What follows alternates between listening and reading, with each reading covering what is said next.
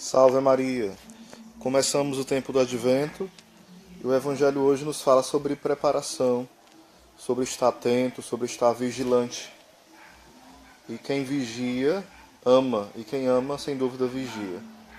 Ou seja, quando alguém está apaixonado, quando alguém tem um namorado ou uma namorada, esposa, um amigo ou uma amiga, seja lá quem for, e é um relacionamento de amor, de doação, você vai vigiando as suas atitudes, a sua forma de falar, para não magoar essa pessoa.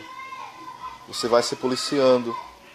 Será que essas minhas atitudes são imprudentes, são imorais, são arrogantes, são deseducadas?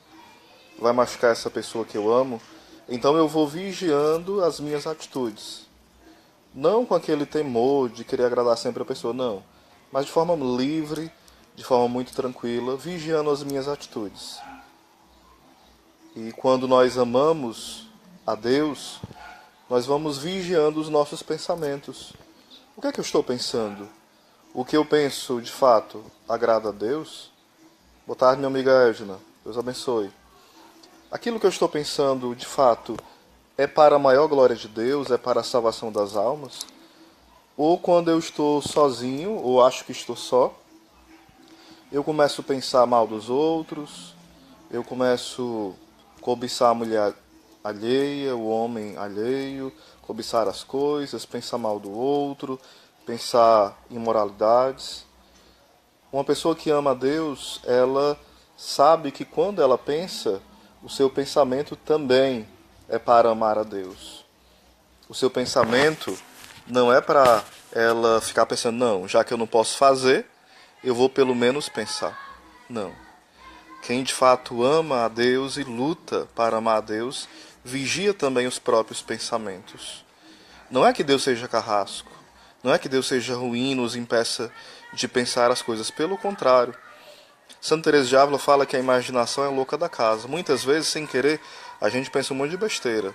Mas eu estou falando de alguém que, quando começa a pensar besteira, começa a gostar e alimenta aquele pensamento, alimentando as besteiras que veio na sua mente. É bem diferente. Uma coisa é vir um pensamento de uma vez e você repreender, você tirar o pensamento daquilo. Outra coisa é você ficar alimentando aquele pensamento. Isso é destrutivo. Então, quando nós vigiamos, nós estamos dando prova de amor a Jesus Cristo.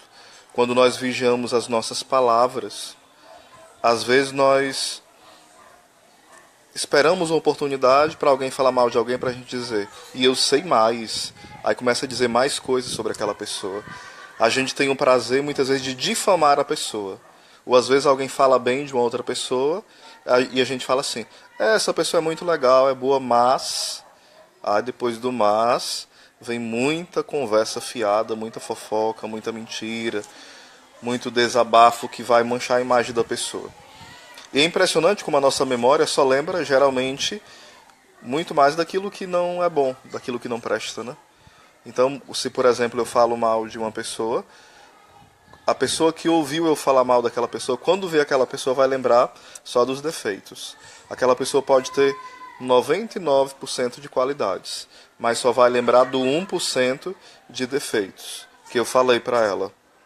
Vai rotular ela com aquele 1% e aquele 1% vai virar 99%.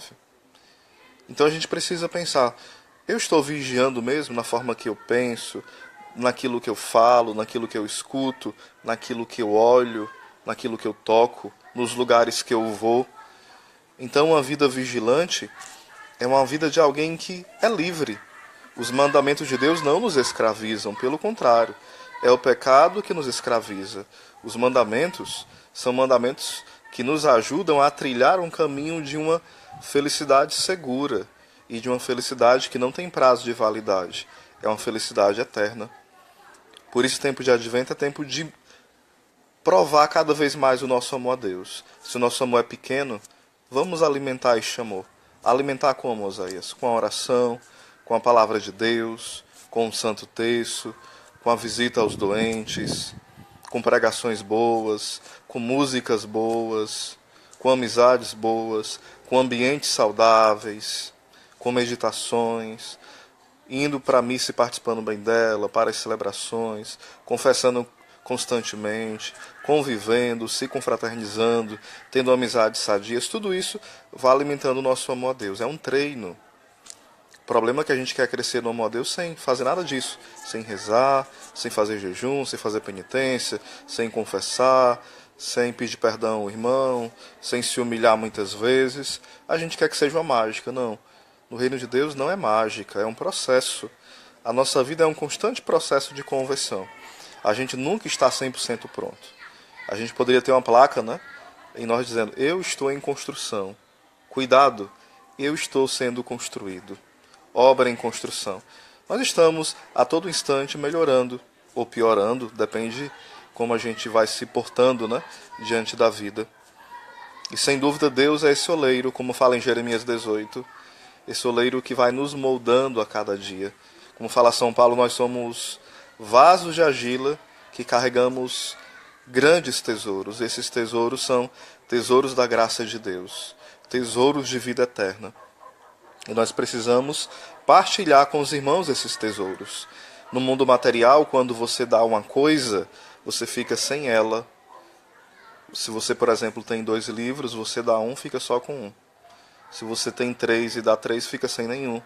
No mundo espiritual é o contrário. Quanto mais eu prego, se eu prego com amor, mais eu vou pregar melhor ainda.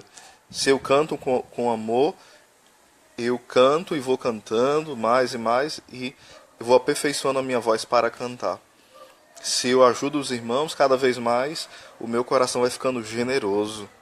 Se eu exerço a justiça, cada vez mais a justiça vai fazendo parte da minha vida como uma virtude.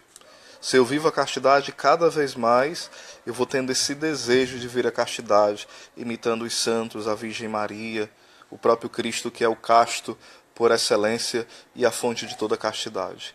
Então os bens espirituais são o contrário dos bens materiais.